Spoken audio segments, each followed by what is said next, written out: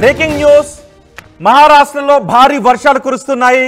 మహారాష్ట్రలో కురుస్తున్న భారీ వర్షాలతో చాలా చోట్ల జనజీవనం అస్తవ్యస్తంగా మారుతోంది.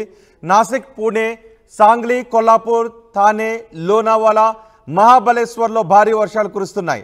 నాసిక్లో గోదావరి ఉగ్రరూపం దాల్చి ప్రవహిస్తోంది. దీంతో గోదావరి నీటి మట్టం అంతకంతకు పెరుగుతోంది.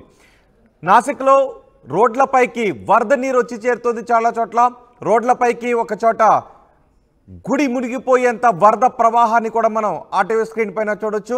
ఛాతీ పైభాగం వరకు నీళ్లు ప్రవహిస్తూ ఉన్నాయి. కొన్ని చోట్ల గుళ్ళు పూర్తిగా మునిగిపోయిన దృశ్యాలు కూడా మనం చూడొచ్చు. నీటిలో మునిగిపోయింది రామ్కుండ్, గోదాఘాట్ ఆలయాలు పూర్తిగా నీట మునిగిపోయాయి. ఇళ్లలోకి కూడా భారీగా వరద నీరు చేరుతోంది. వరదలకు 10 మంది మృతి చెందినట్టుగా తెలుస్తోంది. మరో 5గురు గల్లంత అయ్యారని చెప్తున్నారు. గల్లంత అయిన వారి కోసం రెస్క్యూ సిబ్బంది గాలిస్తున్నారు.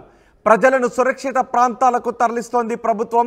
నిన్న ఒక్కరోజే 90 మిల్లీమీటర్ల వర్షపాతం కురిసింది.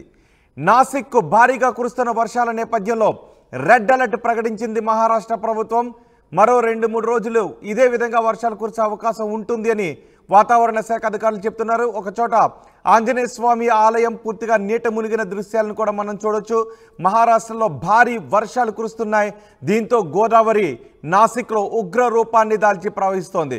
మొన్నటి వరకు కూడా మహారాష్ట్రలో పూణే, ముంబైలో మాత్రమే వర్షాలు కురిశాయి. నాసిక్లో పెద్దగా వర్షాలు కురవలేదు. ఇప్పుడు నాసిక్లో కూడా భారీగా వర్షాలు కురుస్తూ ఉండటంతో ఇప్పుడు మీరు ఒకసారి అటు చూడండి ఆర్టీవీ స్క్రీన్ పైన ఏ విధంగా నదులు ఉగ్ర రూపాన్ని దాల్చి ప్రవహిస్తున్నాయో. నదులు పూర్తి స్థాయి నీటి మట్టంతో నదులు ప్రవహిస్తున్నాయి. నదీ పరివాహక ప్రాంతంలో ఉన్న ఆలయాలు కావచ్చు, ఇతర కట్టడాలు కావచ్చు, కొన్ని ఇళ్లను వాటన్నిటినీ కూడా ముంచుకుంటూ నదీ ప్రవాహం ఎంత భయానకంగా ఉందో మనం ఆర్టీవీ స్క్రీన్ పైన చూడొచ్చు. గోదావరి ఉగ్రరూపం దాల్చి ప్రవహిస్తోంది. నాసిక్, పూణే, సాంగ్లీ, కొల్లాపూర్, థానే, లోనావాలా, మహాబలేశ్వర్లో భారీ వర్షాలు కురుస్తున్నాయి. నాసిక్లో గోదావరి ఉగ్ర రూపాన్ని దాల్చి ప్రవహిస్తోంది. మొన్నటి వరకు లోకల్ క్యాచ్మెంట్ ఏరియాలో కురిసిన వర్షాలకు గోదావరి ఉగ్ర రూపాన్ని దాల్చి ప్రవహించింది. ఇప్పుడు నాసిక్లో కూడా వర్షాలు కురుస్తూ ఉండటంతో గోదావరి మరింత ఉగ్ర రూపంతో ప్రవహిస్తోంది. ఒకసారి ఆర్టీవీ స్క్రీన్ పైన చూడొచ్చు. ఆంజనేయ స్వామి ఆలయం పూర్తిగా నీట మునిగిన దృశ్యాలు. ఇలా నదీ పరివాహక ప్రాంతాలన్నీ కూడా నీట మునిగిపోయాయి. నదులు ఉప్పొంగి ప్రవహిస్తూ ఉండటంతో చాలా చోట్ల లోతట్టు ప్రాంతాలు కూడా పూర్తిగా వరదలతో అల్లాడుతున్న పరిస్థితి కనిపిస్తోంది. గోదావరి ఉగ్ర రూపాన్ని దాల్చి ప్రవహిస్తూ ఉండటంతో ఇటు ఆంధ్రప్రదేశ్, తెలంగాణ, మహారాష్ట్ర ప్రభుత్వాలు అలర్ట్ అయ్యాయి. ప్రజలను చాలా అప్రమత్తంగా ఉండాలి అని అలర్ట్ జారీ చేశాయి. నాసిక్లో గోదావరి ఉగ్ర రూపాన్ని దాల్చి ప్రవహిస్తోంది. కొన్ని చోట్ల రోడ్లపైకి వరద నీరు వచ్చేయడంతో ఛాతీ లోతు నీళ్లలో ప్రజలు బయటికి రావాల్సిన దుస్థితి ఏర్పడింది.